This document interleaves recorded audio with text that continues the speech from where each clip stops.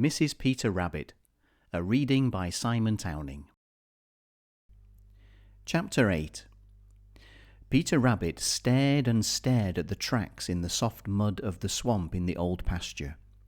He would look first at the tracks, then at his own feet, and finally back at the tracks again.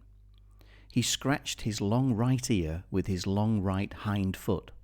Then he scratched his long left ear with his long left hind foot, all the time staring his hardest at those strange tracks.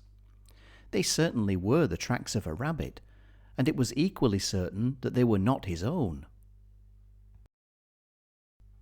"They are too big for mine, and they are too small for Jumper the Hare's. Besides, Jumper is in the Green Forest and not way off up here," said Peter to himself. I wonder if he will try to drive me away." You see, Peter knew that if he had found a strange rabbit in his dear old briar patch, he certainly would have tried his best to drive him out, for he felt that the old briar patch belonged to him. Now he wondered if the maker of these tracks would feel the same way about the old pasture. Peter looked troubled as he thought it over. Then his face cleared. "Perhaps," said he hopefully, "he is a newcomer here too, and if he is, I'll have just as much right here as he has. Perhaps he simply has big feet and isn't any bigger or stronger than I am, and if that's the case, I'd like to see him drive me out."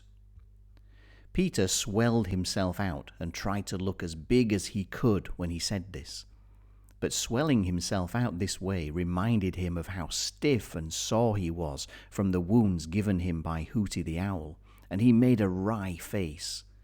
You see, he realized all of a sudden that he didn't feel much like fighting. "My," said Peter, "I guess I'd better find out all about this other fellow before I have any trouble with him.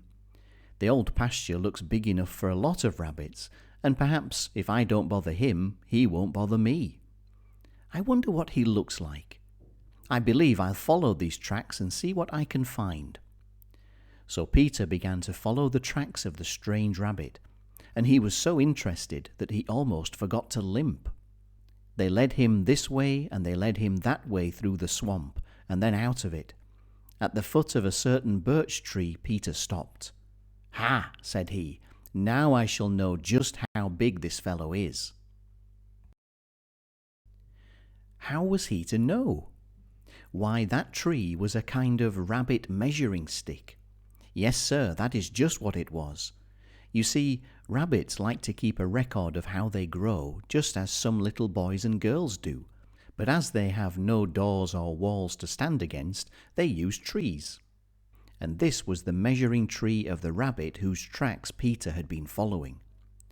Peter stopped at the foot of it and sat down to think it over. He knew what that tree meant perfectly well. He had 1 or 2 measuring trees of his own on the edge of the Green Forest. He knew, too, that it was more than a mere measuring tree. It was a kind of no trespassing sign. It meant that some other rabbit had lived here for some time and felt that he owned this part of the old pasture. Peter's nose told him that, for the tree smelled very, very strong of the rabbit with the big feet. This was because whoever used it for a measuring tree used to rub himself against it as far up as he could reach. Peter hopped up close to it. Then he sat up very straight and stretched himself as tall as he could, but he wisely took care not to rub against the tree. You see, he didn't want to leave his own mark there. So he stretched and stretched, but stretch as he would, he couldn't make his wobbly little nose reach the mark made by the other rabbit. "My sakes, he is a big fellow," exclaimed Peter. "I guess I don't want to meet him until I feel better and stronger than I do now." If you found this video useful, please like and subscribe. More videos will be uploaded soon. Feel free to contact me by email or on WeChat if you need any help. Until next time, bye for now.